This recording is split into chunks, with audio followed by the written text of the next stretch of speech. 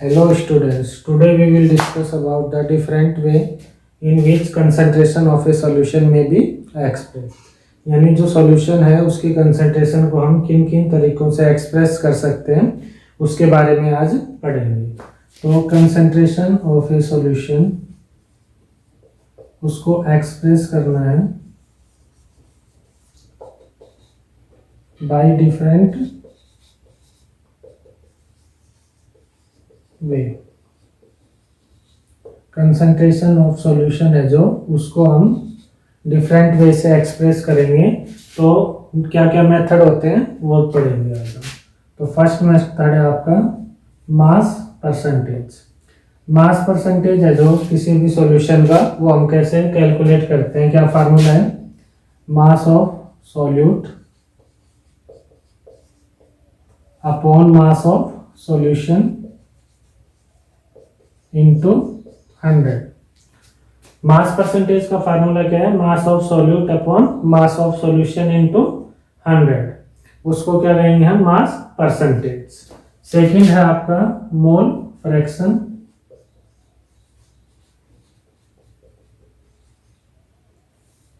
Mole fraction क्या होता है, किसी भी सॉल्यूशन में जो मान लो एक, दो या दो से ज्यादा कंपोनेंट है, तो हमें एक कंपोनेंट का यदि मोल फ्रैक्शन निकालना है तो वो क्या होगा, उस कंपोनेंट के कितने मोल हैं उस सॉल्यूशन में upon total number of moles कितने हैं सारे कंपोनेंट्स के उस सॉल्यूशन में, उनका जो रेशियो होगा वो क्या कहलाएगा, मोल fraction of that component.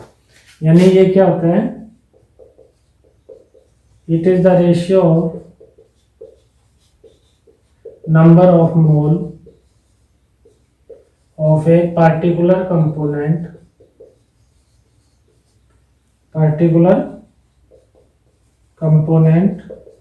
to the total number of mole of all component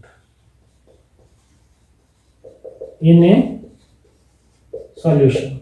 यानी जिसका मोल फ्रैक्शन निकालना है, मान लो दो कंपोनेंट है ए एंड बी, इसका हमें मोल फ्रैक्शन निकालना है।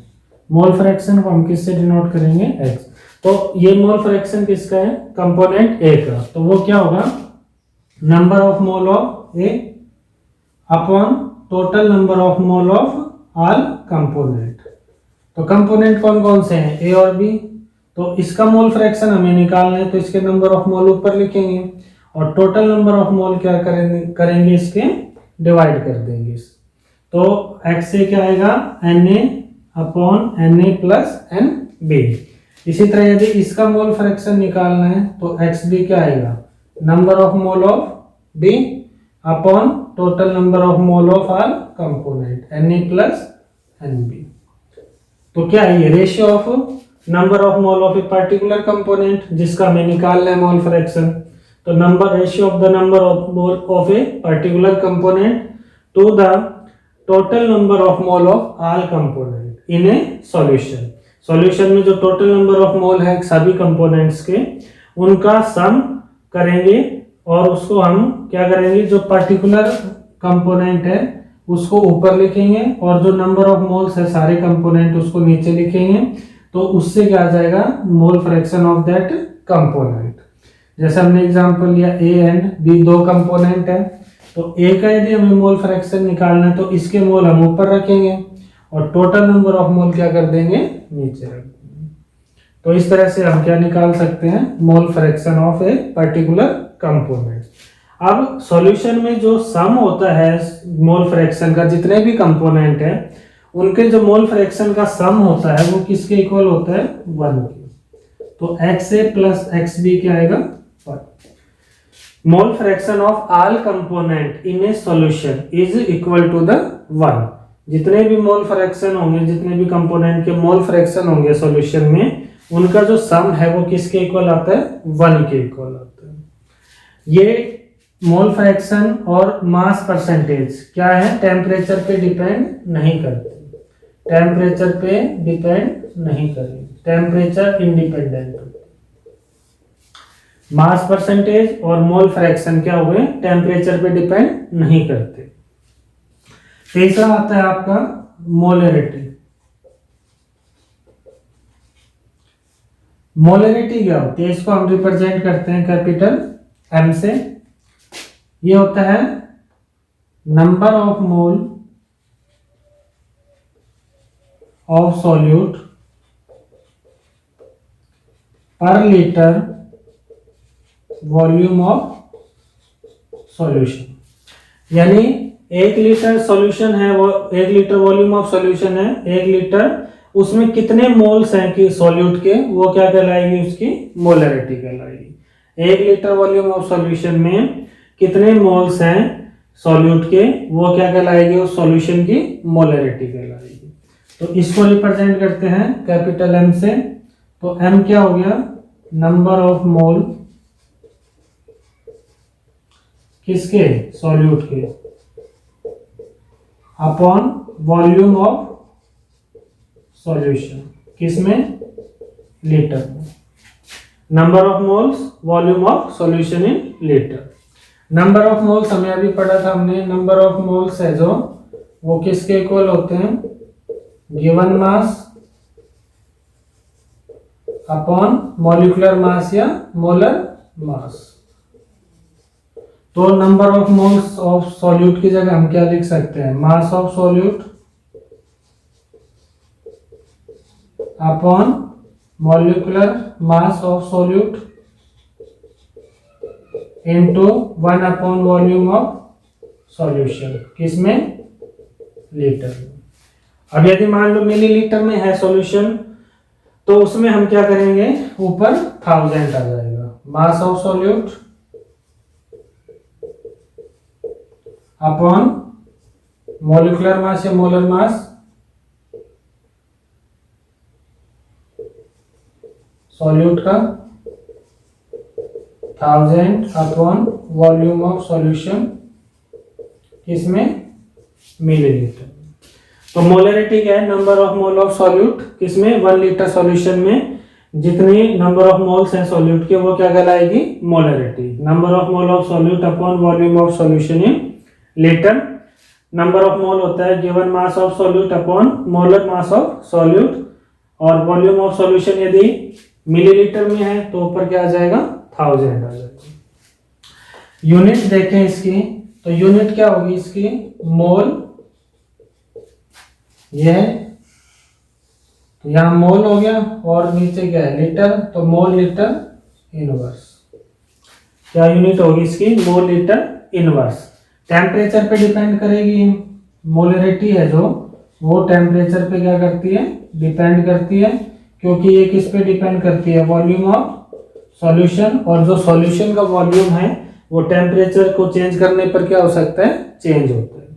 तो मोलरिटी है वो टेम्परेचर डिपेंडेंट होती है, क्योंकि ये वॉल्यूम ऑफ सॉल्यूशन पे डिपेंड करती है, और वॉल्यूम है जो वो टेम्परेचर क्या होता है, चेंज करने पर, टेम्परेचर चेंज करने पर जो सॉल्यूशन का वॉल्यूम है वो भी क्या हो सकता है, चेंज हो सकता है, due to expansion and contraction.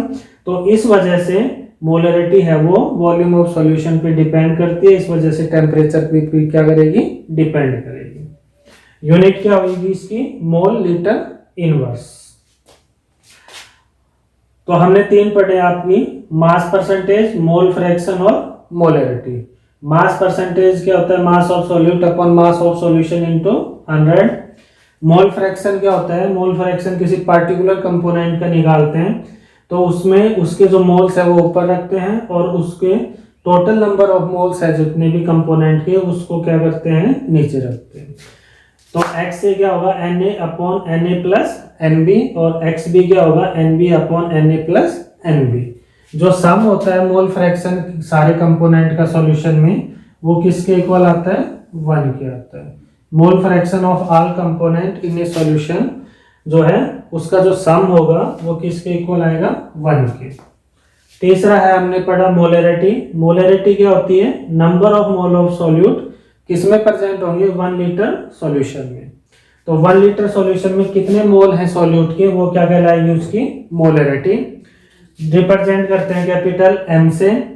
वो यूनिट क्या होगी इसकी, मोल लीटर इनवर्स, और ये टेम्परेचर पे क्या करेगी, डिपेंड करेगी, क्योंकि वॉल्यूम है वो टेम्परेचर पे डिपेंड करता है। तो ये हमने 3 पढ़े। इसके बाद आपका आता है molality.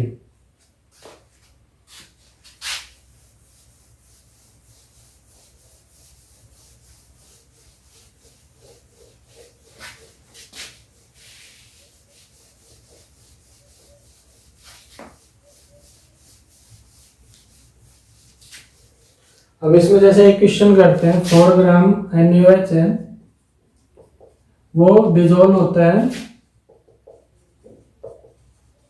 In 1 litre volume of solution. जो 4 ग्राम NaOH है डिजोल्व है किसमें, 1 लीटर वॉल्यूम ऑफ सॉल्यूशन। तो इसकी मोलरिटी हमें निकालनी है। तो यहां पर क्या है, मोलरिटी क्या होगी, given mass, number of moles निकाल लो पहले। नंबर ऑफ मोल्स क्या होते हैं, गिवन मास अपॉन मोलर मास। तो गिवन मास कितना है इसमें, 4 ग्राम, और NaOH का मोलर मास कितना होगा, NaOH का मोलर मास होता है आपका 40, सोडियम का 23, ऑक्सीजन का 16 और हाइड्रोजन 1। एटॉमिक मास कितना होता है सोडियम का 23, ऑक्सीजन का 16 और हाइड्रोजन का 1। तो मोलर मास कितना आएगा इसका 40।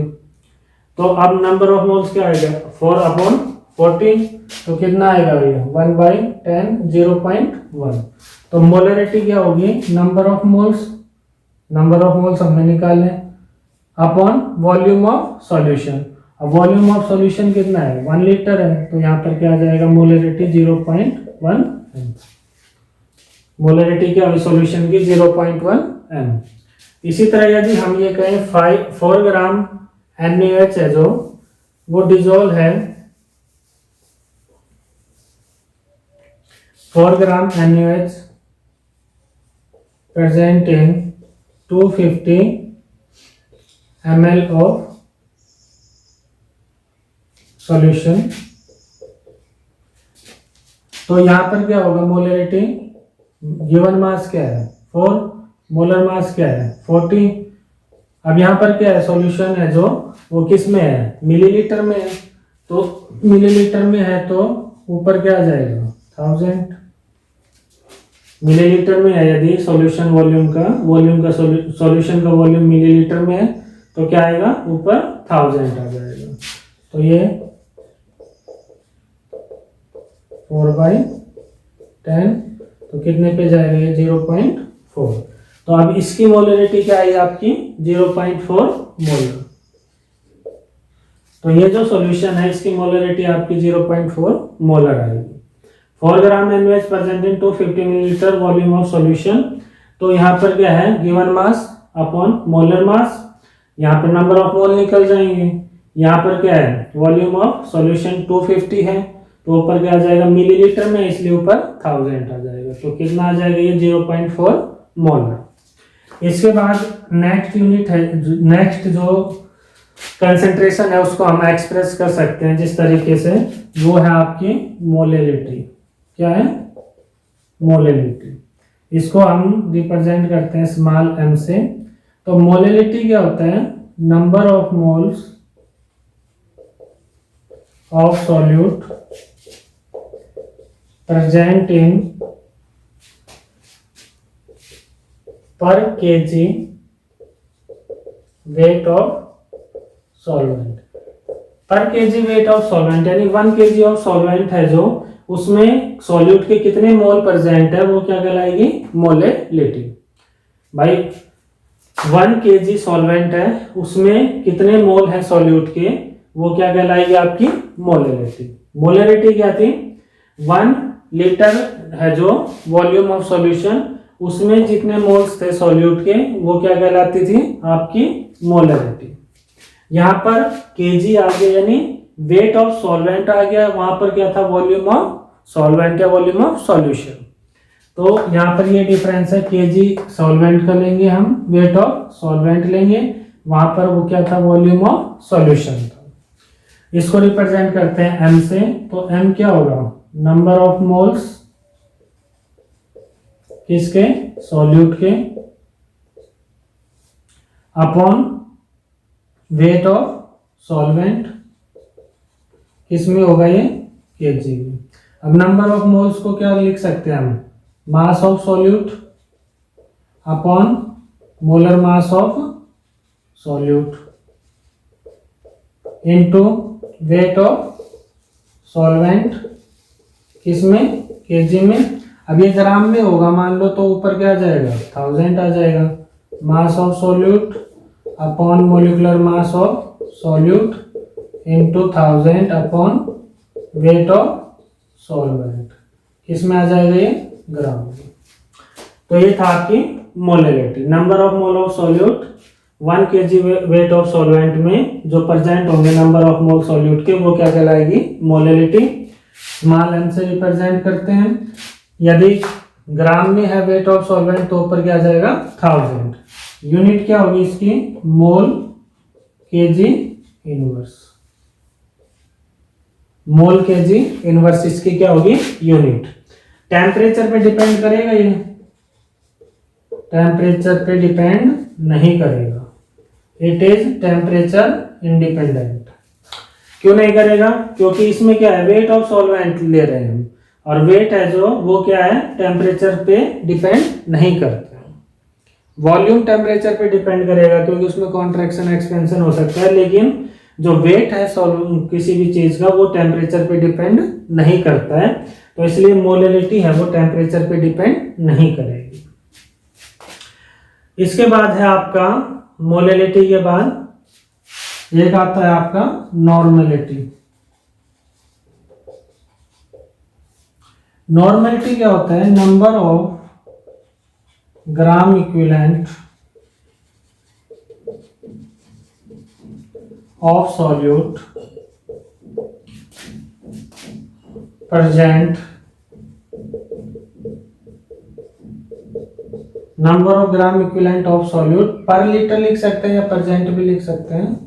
Number of gram equivalent of solute पर लीटर वॉल्यूम ऑफ सॉल्यूशन, यानी 1 लीटर वॉल्यूम है सॉल्यूशन का, उसमें कितने सॉल्यूट के कितने ग्राम इक्विवेलेंट प्रेजेंट है, वो क्या कहलाएगी, उसकी नॉर्मेलिटी कहलाएगी। तो नॉर्मेलिटी सिंपल है, gram equivalent of solute upon volume of solution, किसमें, लीटर में। इसी तरह हम ग्राम इक्विवेलेंट क्या होते हैं वह भी हम पढ़ेंगे। Gram equivalent of solute upon volume of solution in litre. अब ग्राम इक्विवेलेंट है वो डिपेंड करता है एसिड है, बेस है या साल्ट है। तो डिफरेंट इसके फार्मूले होंगे। Gram equivalent of solute upon volume of solution, यदि ये मिलीलीटर में है तो ऊपर क्या आ जाएगा, 1000 आ जाएगा। तो ग्राम इक्विवेलेंट ऑफ सॉल्यूट को हम लिख सकते हैं मास ऑफ सॉल्यूट अपॉन इक्विवेलेंट मास। अभी हमने पढ़ा मॉलिक्यूलर मास, अब एक होता है इक्विवेलेंट मास, कैसे निकालते हैं वो अभी देखेंगे। Equivalent mass of solute into 1 upon volume of solution, और यदि ये मिलीलीटर में है तो ऊपर क्या आ जाएगा, 1000 आ जाएगा। Mass of solute upon equivalent mass solute का into 1000 upon volume of solution. तो ये था आपका मोलैलिटी एंड नॉर्मेलिटी। अब इक्विवेलेंट मास कैसे निकालते हैं वो देखेंगे।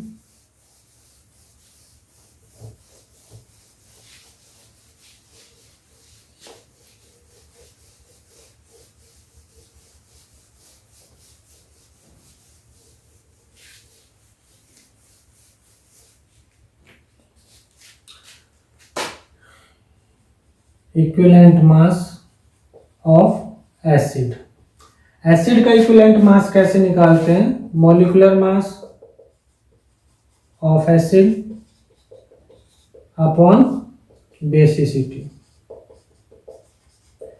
इसी तरह बेस का निकालें इक्विवेलेंट मास ऑफ बेस, तो वो क्या होगा, molecular mass of base upon acidity. और यदि कोई साल्ट है, इक्विवेलेंट मास ऑफ साल्ट, तो वो कैसे निकालेंगे, molecular mass of salt upon total positive number of valency. जो वैलेंसी है उस साल्ट की पॉजिटिव, वो उसके कितने नंबर है, वो 1 है, 2 है, 3 है, उससे डिवाइड करेंगे मॉलिक्यूलर मास को, तो क्या निकलेगा, इक्विवेलेंट मास ऑफ साल्ट। अब ये है बेसिसिटी क्या होती है, एसिडिटी क्या होती है। तो बेसिसिटी किसके लिए यूज हो रही है, एसिड के लिए। तो एसिड में कितने डिस्प्लेसेबल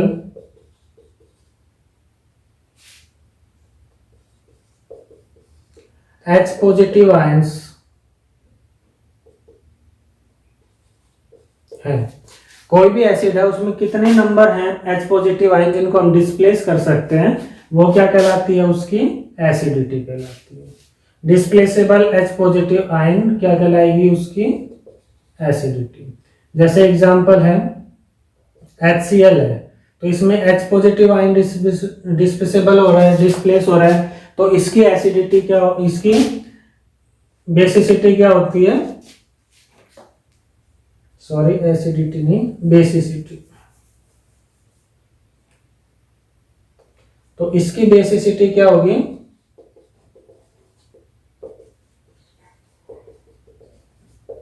1 होगी। एसिड में जितने H पॉजिटिव आयंस हैं डिस्प्लेस करते हैं, वो क्या कहलाती है, उसकी बेसिसिटी। जैसे HCl है, तो HCl में बेसिसिटी क्या होगी, 1 होगी। इसी तरह मान लो H2SO4 है, तो इसकी बेसिसिटी क्या होगी, 2। H3PO3 है, फास्फोरस एसिड है, तो इसकी बेसिसिटी आपकी क्या होगी। तो कितने H पॉजिटिव आयन डिस्प्लेसेबल होती है किसी एसिड में, वो क्या कहलाती है, उसकी बेसिसिटी। इसी तरह एसिडिटी क्या होगी, एसिडिटी क्या होगी, जितने number of OH negative ion किसके लिए होती है एसिडिटी, बेस के लिए। बेस में क्या है, OH नेगेटिव आयन, तो कितने OH नेगेटिव आयन डिस्प्लेसेबल होते हैं, OH नेगेटिव आयन, वो क्या कहलाएगी, उसकी acidity. Displaceable OH negative ion in a base क्या कहलाती है, उसकी एसिडिटी। जैसे NaOH है, तो NaOH की एसिडिटी क्या होगी, 1। कैल्शियम हाइड्रोक्साइड है, तो इसकी एसिडिटी क्या होगी, 2। तो एसिडिटी और बेसिसिटी क्या होती है, बेसिसिटी एसिड के लिए होगी, कितने H पॉजिटिव आयन डिस्प्लेस कर सकता है कोई भी एसिड, वो क्या कहलाएगी, उसकी बेसिसिटी। जैसे HCl एग्जांपल दिया, बेसिसिटी 1, H2SO4 की 2, H3PO3 की 3। इसी तरह एसिडिटी क्या होती है, बेस के लिए, तो बेस में जितने OH नेगेटिव आयन को डिस्प्लेस कर सकता है कोई बेस, वो क्या कहलाती है, उसकी एसिडिटी। NaOH हो गया, CaOH2 हो गया, तो इसमें 1 होगी और इसमें 2 होगी। अब है साल्ट। साल्ट के लिए क्या होता है, molecular mass of salt plus total positive number of valency. तो साल्ट जैसे NaCl ले लिया हमने, तो इसमें कितनी वैलेंसी है, +1 Na की और +-1, तो मतलब पॉजिटिव वैलेंसी क्या है, इसमें 1 है, तो इसलिए इसका जो इक्विवेलेंट मास होगा वो क्या होगा, इसका मॉलिक्यूलर मास। अब आयनिक कंपाउंड है तो फॉर्मूला मास लेंगे और उसमें क्या कर देंगे, 1 से डिवाइड कर देंगे, तो वो क्या आ जाएगा, इसका इक्विवेलेंट मास आ जाएगा। तो इस तरह से हम क्या निकाल सकते हैं, equivalent mass of solute. Equivalent mass of acid क्या होता है, molecular mass upon basicity. Equivalent mass of base क्या होगा, molecular mass of base upon acidity. Equivalent mass of salt क्या होगा, molecular mass of salt upon total positive number of valency. Acidity क्या होती है और बेसिसिटी क्या होती है, बेसिसिटी होती है एसिड के लिए, तो H पॉजिटिव आयन जितने डिस्प्लेसेबल होते हैं वो बेसिसिटी कहलाएगी। एसिडिटी होती है बेस के लिए, तो जितने OH नेगेटिव आयन डिस्प्लेस होंगे वो क्या कहलाएगी, उसकी एसिडिटी कहलाएगी।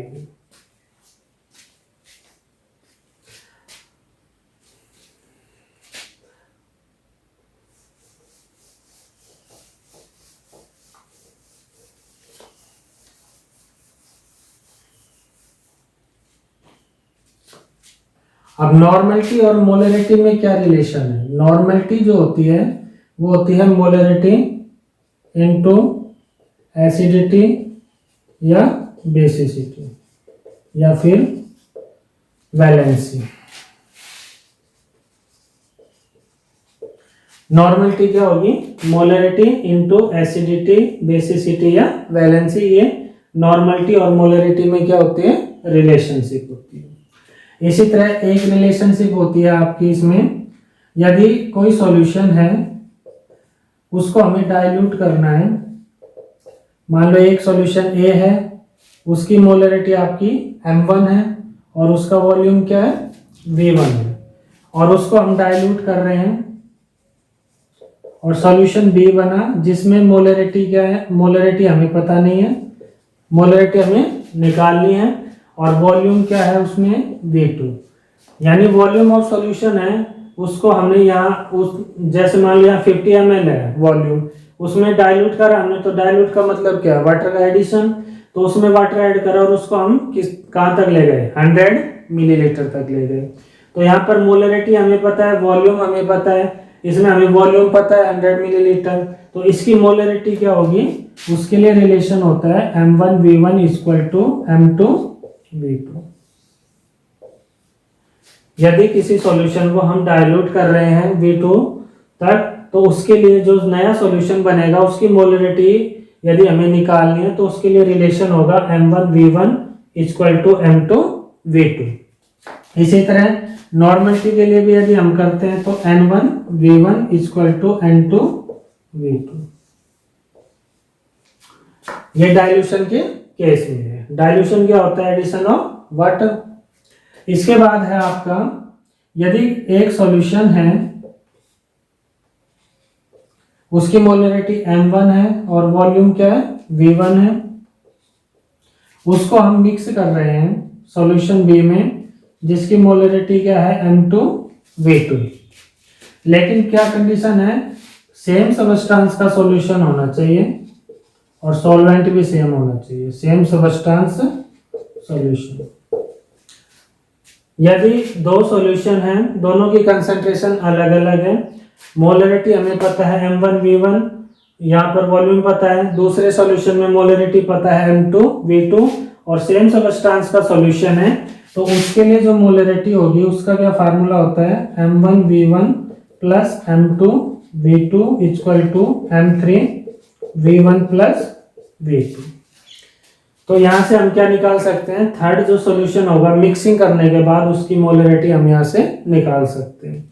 क्या होगी उसकी molarity? M1V1 plus M2V2 equal to M3V1 plus V2। इस तरह से हम उस सॉल्यूशन की क्या निकाल सकते हैं? मोलरिटी कैलकुलेट कर सकते हैं। तो ये डिफरेंट वे थे हमें जिससे हम क्या कर सकते हैं? कंसंट्रेशन को एक्सप्रेस कर सकते हैं। नॉर्मलिटी भी क्या करेगी? टेम्परेचर पे डिपेंड करेगी, क्योंकि यहाँ भी क्या है? वॉल्यूम ऑफ सॉल्यूशन है।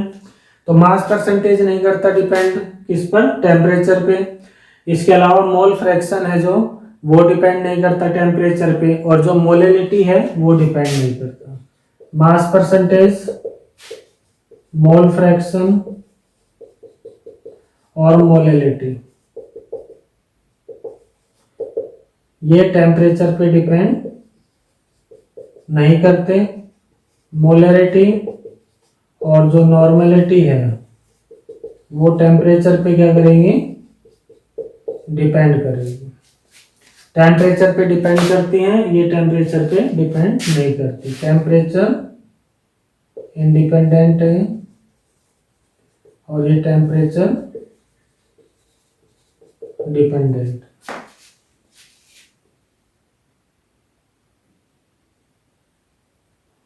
तो इस तरह से हम डिफरेंट वे से कंसंट्रेशन को क्या कर सकते हैं?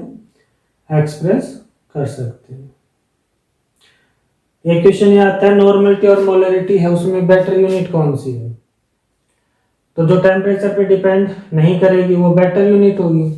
तो नॉर्मलिटी और मोलरिटी में मोलरिटी में बेटर यूनिट कौन सी आती है आपकी? मोलरिटी। मोलरिटी है जो वो बेटर यूनिट कंसीडर की जाती है to express concentration of a solution, क्योंकि ये टेम्परेचर पे डिपेंड नहीं करती। तो मोलरिटी, नॉर्मलिटी, मोलरिटी में कौन बेटर यूनिट है? मोलरिटी, क्योंकि ये टेम्परेचर इंडिपेंडेंट है। तो इस तरह से हम क्या कर सकते हैं? कंसंट्रेशन को एक्सप्रेस कर सकते हैं। Thank you.